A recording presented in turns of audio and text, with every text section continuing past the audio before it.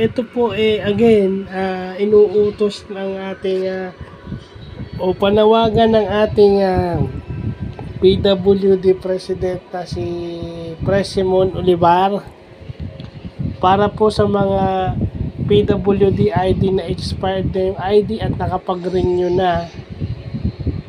Pumunta po kayo kay Simon sa barangay para po maipresenta nyo yung mga yung bago nyong ID number at yung kung may mali man sa spelling at sa kung ano mang information lang sa inyong ID po para makorek. Kasi inaayos po ni Simon yung master list ng PWD.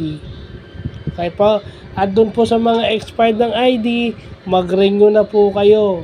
Kung halata po yung disability nyo, wala na pong medical certificate. At kung hindi naman halata, kailangan nyo po magpunta sa espesyalista po, no?